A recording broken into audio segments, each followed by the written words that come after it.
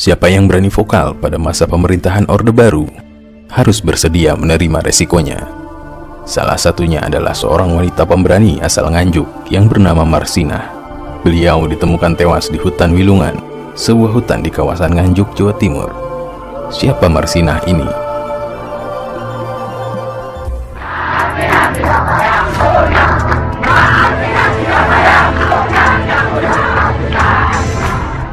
Siapa yang berani vokal pada masa pemerintahan Orde Baru? Tidak banyak warga Indonesia ataupun politikus sendiri yang berani melontarkan aspirasi, apalagi ia adalah seorang wanita. Adapun mereka yang berusaha untuk mengkritik ataupun berniat untuk tidak setuju, harus bersedia menerima resikonya. Apa itu?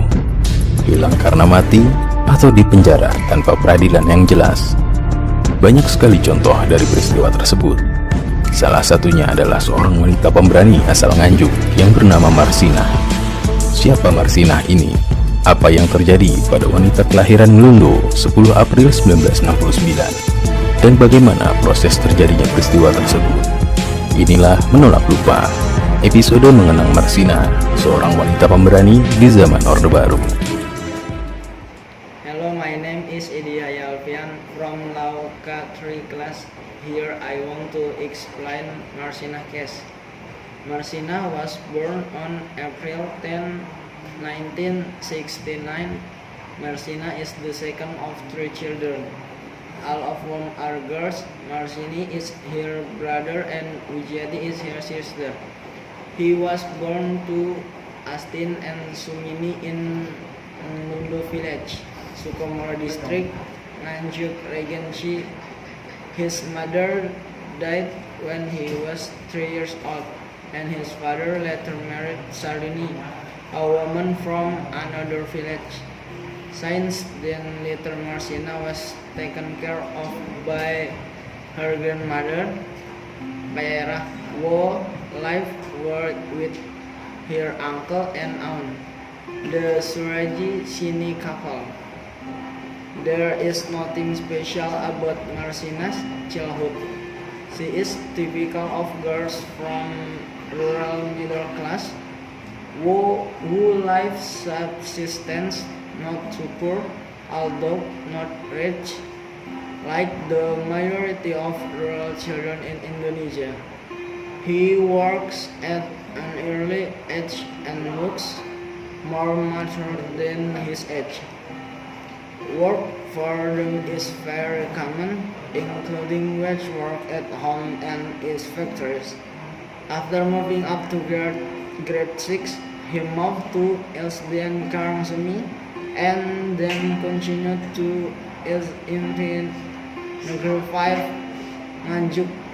In the 1981-1982 academic year, tried to continue to public high school but failed, and finally to SMA Muhammadiyah with the help for another uncle's expense. In high school, his reading interest has widened. In his spare time, he goes to the library more than playing. However, his aspiration to continue to the Faculty of Law ran aground due to cost. There is no other choice but to find employment in big cities. In 1989, he went to Surabaya to stay with his brother, Marsini, who was married. After repeatedly applying for work to various companies, Marsinah was finally accepted to work for the first time at the SQW plastic factory in the Rungkut industrial area. The salary is far from sufficient. To get additional income, he goes to sell packed rice around the factory for 150 rupiah per pack. Marsinah is a female laborer who works for PT Catur Putra Surya (CPS), a watchmaking factory in Porong, Sidoarjo, East Java. This very energetic woman is a progressive worker and does not want to just give in to her fate, even though she was born from a poor family. One of the interesting aspects of Marsinah is that she is a person who has a hobby of reading and always gets a champion in her school. However, the provision of a champion and a hobby of reading is not enough to make him gain education up to university.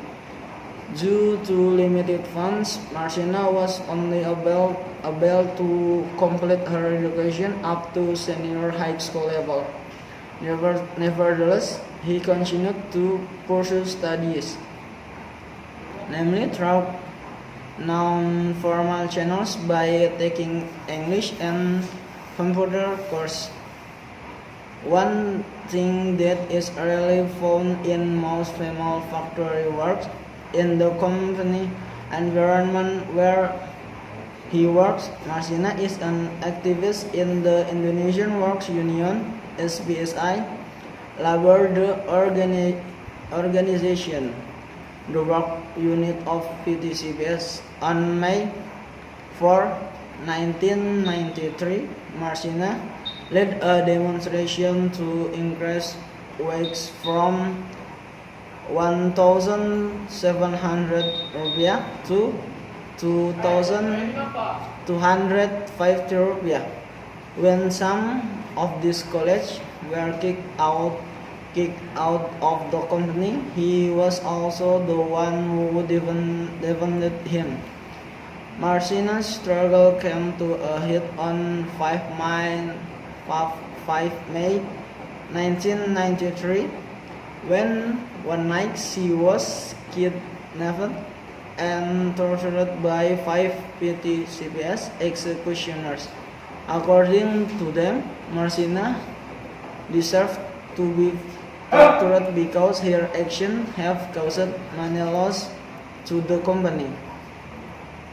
It was only on May 9 that his body was found tragically in a wood in the Nganjuk area, about 200 km from where he worked. Marsinah's death received a strong reaction from activists and the wider community.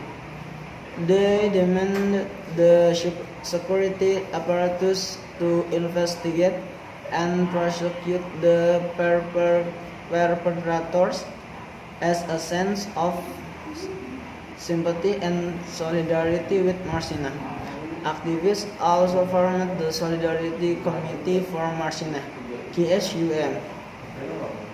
My suggestion in this case is that the investigator must reveal the true perpetrators and facts about the purpose of killing Marsinah, so that justice is cleared and there are no more cases of human rights violations in Indonesia, and freedom of voice and opinion can be reinforced in this country.